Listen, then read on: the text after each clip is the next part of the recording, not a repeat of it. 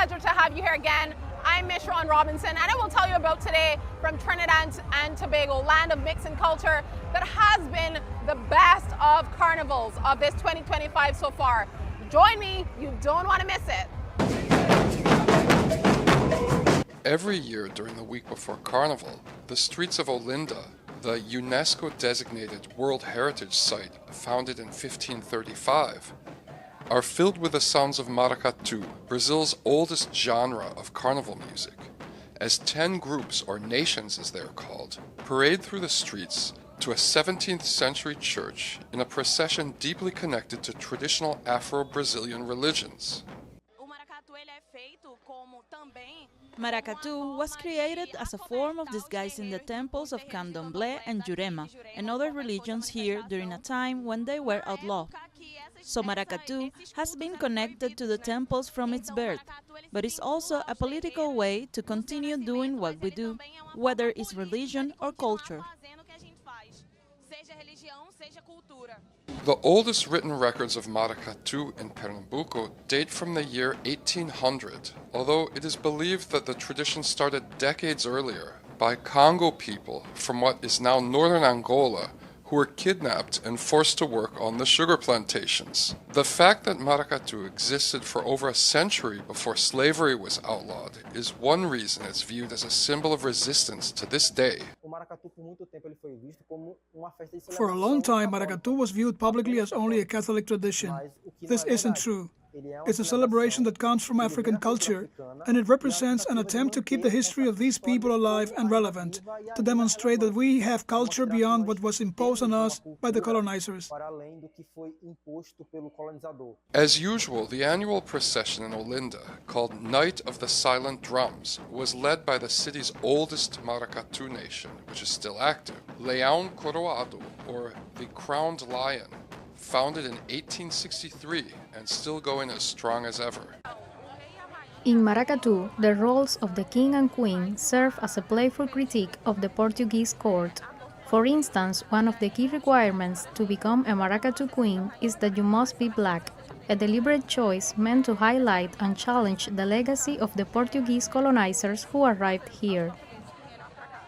This year, Olinda's official carnival activities will start on Thursday and continue for 5 days until Fat Tuesday, the day before the traditional start of Lent.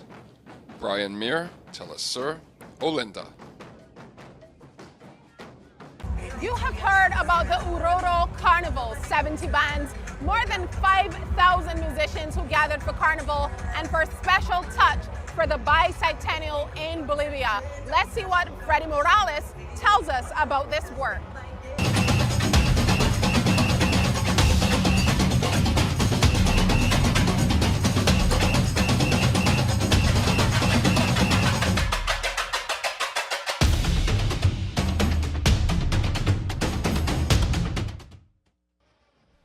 Here we are talking about 5,000 musicians on stage. For each performance, one of the directors of the more than 50 bands that participate in the Carnival of Oruro conducts the show. We are with the participation of more than 5,000 musicians present, more than 70 bands that dedicate all this repertoire to the 200 years of our country. It is the 23rd National Brass Band Festival, a joy to be able to be with our musicians. More than 5,000 musicians who are demonstrating the talent of our music, interpreters of many of the country's main themes. I am one of the founders of this festival. We have been organizing it for 23 years. I am one of the founders of this festival since 2001 until today. It's growing little by little and more than anything thanks to the growth of our artists. This one, performed by thousands of musicians, is part of the program of the Carnival of Oruro, which will be expressed in all its intensity, color and music next Saturday. It feels nice to play all in unison. It's a very nice experience with my fellow musicians and all the bands. Synchrony is important to work because it is very difficult to combine, and this combination with the rehearsals we are giving results in this way that they are interpreting. The band show at the PR Carnival Festival again surprised more than 20,000 visitors. It is the best festival here in Bolivia and in the world.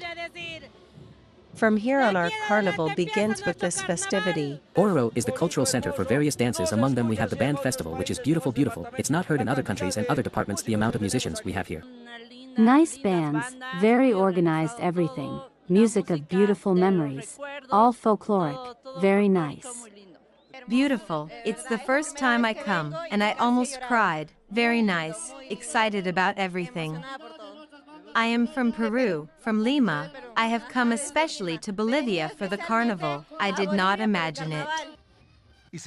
And joined the choreography of musical instruments and musicians, a small sample of the more than 60,000 dancers that will parade through the streets of downtown Oruro next week. But how do you achieve the synchrony of thousands of musicians playing their instruments in unison? We do the scores of several instruments that we see, baritones, trombones, saxophones, trumpets. To be able to organize ourselves, to be able to handle so many people is a little complicated, so we are with the guides. The guides are the ones who practice first and they orient everyone. We have a week with the guides and another week at the ensemble level. Despite the grandeur of seeing 5,000 musicians on stage, the performance of these musicians is also just a sample of what the country's most famous carnival has to offer, which brings together between 15,000 and 18,000 musicians from Oruro and other parts of the country to mark the passing of some 60,000 dancers who perform the 20 most popular and traditional dances of this country. Desde la ciudad de Oruro, Freddy Morales, TeleSur, Bolivia. We're now going to head to Uruguay, where we will see the neighborhood parades that fill the streets of Montevideo, bringing together visitors and residents for the sole purpose of enjoying the carnival. Let's see the following story.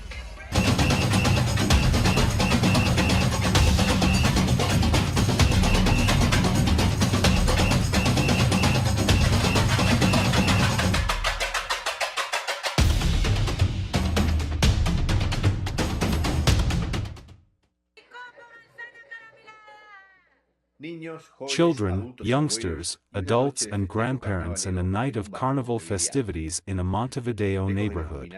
Far from the official lights, Carnival also unfolds its magic in the corsos and neighborhood parades, like the ones that take place in this area in the west of Montevideo, called Paso de la Arena.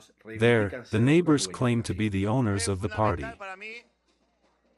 It is fundamental for me that the neighbors go out to the street to sing their truths, their concerns, because if we stay only with the carnival world, the carnival is this too, it's the real participation of the ordinary people, of the people who are not artists but want to be artists. Then there are some lines that are blurred. Professionalism is all well and good, but this is the truth. Whoever does not come here and live this, loses it. My family used to take me there. I lived in an area close to the dive and it was a party, and now that we are grown up and retired, we have time. Retired from commercial activity, so yesterday we went to a square that we loved and there was a murga performance. And we said, today we are going to see the corso and we have already decided to eat some corcitos back here, so it is a pleasure. A summer night, we are going to enjoy it. Months ago, the municipality of this place summoned the social organizations of the neighborhood to manage with the neighbors this popular stage, called Julia Arevalo, as a tribute to the first woman legislator and communist that Uruguay had, in the 1940s. The responsibility fell on the Sand Pass Hurricane Soccer Club. The municipality is calling for social organizations that want to organize the carnival on August or so. On this occasion and last year, the Sand Pass Hurricane Club was the one who got the organization and is the one who is carrying out the stage. It's made up of part of the board of directors, but with a lot of young people. In this case, we are talking about a social club that took the initiative among club directors and friends to take this as another option, another reason to bring things to the neighborhood, to bring culture and carnival to the neighborhood, which might otherwise be a little more complicated. While some neighbors enjoy the shows, others take advantage of the day to offer some products at affordable prices to earn an income. Altogether, they make it possible that on February nights the difficulties of this area are forgotten for a while and the carnival recovers its popular essence. Matteo Grige, TeleSur, Montevideo, Uruguay. Children's Carnival, or Kiddies Carnival as they call it, is one of the most charming and family-friendly celebrations or events of this vibrant carnival season. It is designed so that the little ones are the protagonists, showing their creativity and cultural pride through extremely colorful parades. We'll see you soon.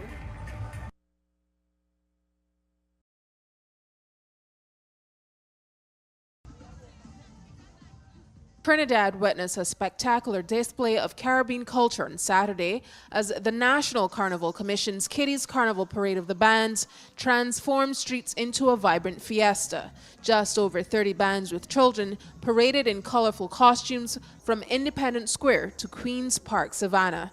The little ones stole the show. I spoke to little 7-year-old Khaleesi Dunette, who is a student of St. Ursula Girls Anglican. This is what she had to share with us. My name is Khaleesi Dunette. And tell me about this lovely little sunflower outfit that you have on. I won it from school. You did what? I won it from school. Oh, it's so beautiful. What is your favorite color? Red. Red, but you're in yellow today. Are you enjoying yourself? Yes. And what school do you go to? I go to St. Ursula Girls Anglican School. All right. And tell me what you're enjoying most about playing mass today. Dancing. All right. Thank you so much, little one. You're welcome.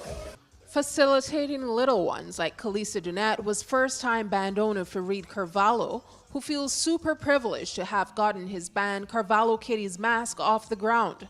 He's a proud godfather to children who are carnival lovers. We are so excited. It's Carnival Saturday in Trinidad and Tobago. It's Kiddies. We're right here at the top of Frederick Street, opposite the National Museum.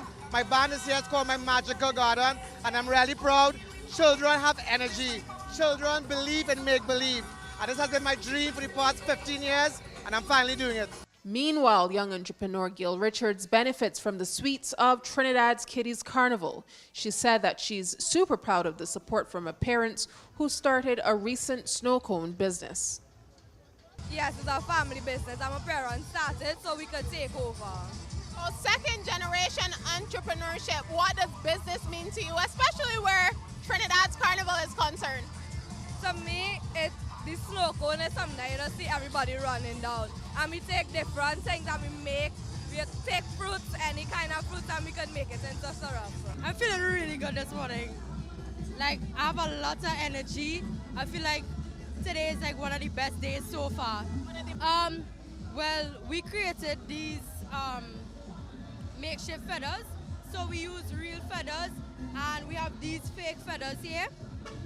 And these are also real feathers. So we use like multiple different braids to create a lot of different things. But that was mostly it. We had a lot of people working on it so it could finish faster in time for Carnival. Maybe we'll see you next year for Trinidad Carnival, same place, same time in 2026. But for now, we'll enjoy the sights and the scenes for Kiddies Carnival 2025, a vibrant explosion of culture, of Trinidadian art and history combined once more.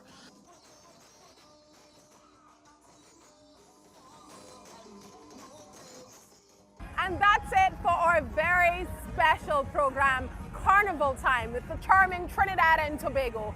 In the following days, we will continue living the carnival with that mix of culture and influences from our ancestors. Be sure to watch us in English and in Spanish. This is Carnival Time with me, Miss Ron Robinson. Until next time.